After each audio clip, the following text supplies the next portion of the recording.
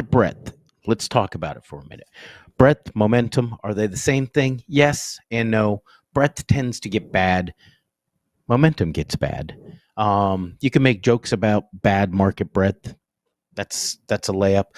Let's take a real quick look at what Investopedia says market breadth is, just so I get it right. Market breadth. I don't want to confuse myself with Garrett because this is a little bit different. Garrett, flash it up for him. Here we go. What is market breadth? Did you say Garrett flash it? What's that? I'm going to let Brandon read it. Oh, you want me to read it? Wow. Okay, so market breadth. You want me to read the whole thing? This is crazy. Market breadth indicators analyze the number of stocks advanced relative to those that are declining in a given index or a stock exchange, such as the New York Stock Exchange or NASDAQ. Positive market breadth occurs when more stocks are advancing than are declining.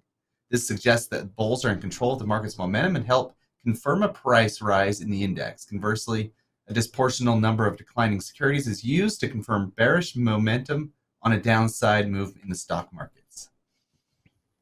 Very well Did done. I explain that correctly? Hopefully I explained that really well. You read it well. You read it. So it is, market breadth is basically, are you seeing things moving higher or lower? You can equate it with momentum. It's a little bit different momentum. This is just a measure of how well things are moving higher or lower. I have used, and you've heard me for years talk about the number of companies above their relative or their respective 50-day moving averages. I do it because it matters, not only because of the stock. If the stock's above its 50-day moving average, it's an indication to me. If the 50-day moving average is trending higher or lower, it's an indication to me. But when I start to look at this on an aggregate from a 5,000-foot level, it starts to tell a story about the market. And it's a story that you can use to turn into profits. I hate to say that over and over, but it truly is. Is it always going to be something where it's profits right out of the gate? No, because no indicator, not even the one that Mark Sebastian keeps in a golden case, hidden away in a safe, and only looks at it once a year, like he's looking at some sort of what was that stone? I forget what that stone was in the Romancing the Stone. Even that indicator doesn't work every single time, but this gets you 80 to 90% of the way there. If I can get 80 to 90% of the way there as a trader or an investor, I am beating the pants off everybody else that's only hitting it 40% of the time. So I've got a chart of the number of companies, the percent of companies that are trading above their 50-day moving average in the S&P 500.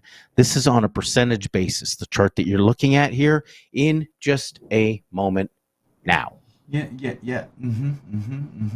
Oh, man, that would have been so cool if I know, I lost it for a brief minute, I gave me two charts in 1 minute. And now, all right, here it is. This is the current chart. This is looking back a year. S&P 500, percent of companies trading above their 50-day. Why is it important to you? This tells you the breadth of the market, the breadth of the S&P 500, and whether or not the parts of the S&P 500 are failing, basically, and to what degree they're failing. A company fails when it moves below its 50-day moving average. That's a number that I use, and I will use in a couple of instances here as we go through a couple of stocks to actually say this is where I want to go bearish on a stock and let it go from there. It's losing momentum at that point. If it's above, I can say that it's building momentum. So the things to note, look right there in the middle of June and July. Telling you, that's June 16th. That's what Kenny refers to as the Josh Brown bottom, right? It's let's call it the bad breath bottom, the scope moment for the market. And if you know on that one, where it really it had its morning breath going on. That is the point where we reached 9%. 9% of the S&P 500 trading above it's on the S&P, on the NASDAQ, it was 9. On the S&P, we were down to about 6%.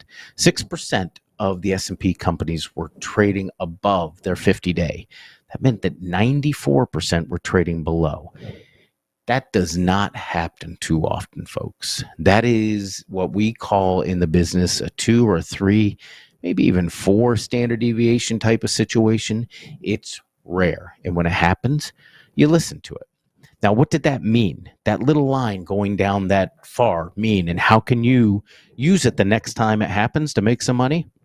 Well, it meant that the sponge had been squeezed. We were truly oversold to the extent that historically oversold. And at the same time, it meant that breadth had turned so negative, there was just nowhere else for it to go but to go up again. So, in other words, I always use that beach ball analogy. When you push a beach ball under the water, you can only push it so far. In this case, it's about 6 to 7%. Anytime it gets below 10%, you need to put your guard up, start getting your dust off your bull list, which stocks you want to start buying, and then we'll also use a little method here in a couple of days to start showing you how you do that. But you know at that point that the market has to go up. The path of least resistance is up. Now, I told you I screwed up. I didn't watch it. I was watching everything else, and I didn't watch how negative the breadth had gotten on that day. And because of that, I missed one hell of an opportunity, and it shows. And I've self-deprecated about it, the whole 9 yards, and I'm done doing that because I'm back and I'm tearing this market up right now. But when I sit back and do that exact thing that I tell you, I use my losses as a tuition to become a better trader.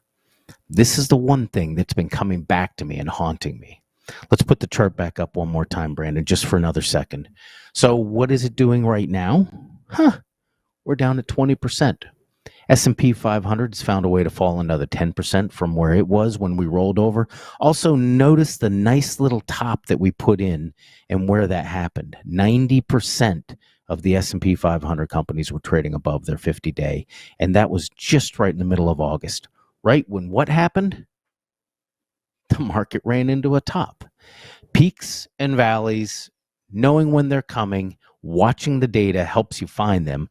But in this case, we're going down to 20. We're going down to that 10% reading and below, and it's going to give us a little opportunity to buy, and I'll have a buy list ready for you.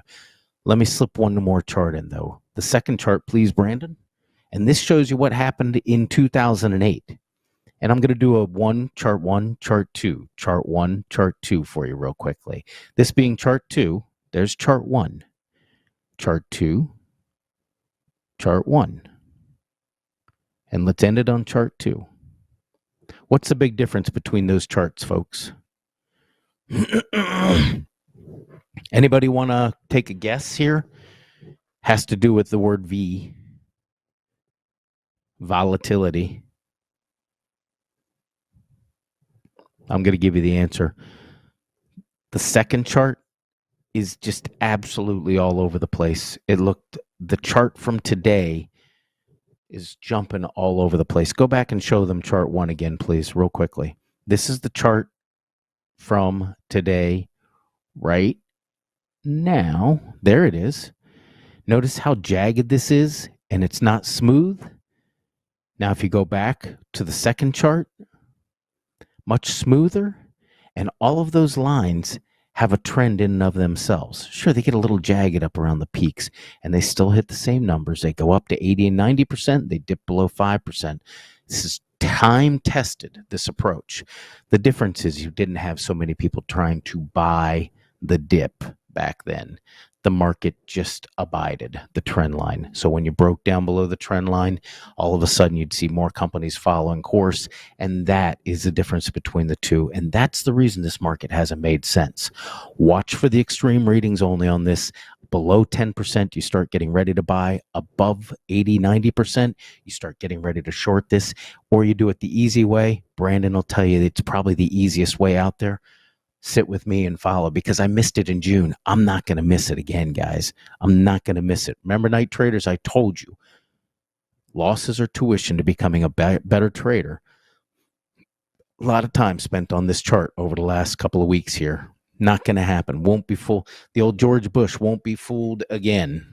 Fool me once, shame on you. Fool me twice, won't be fooled again. All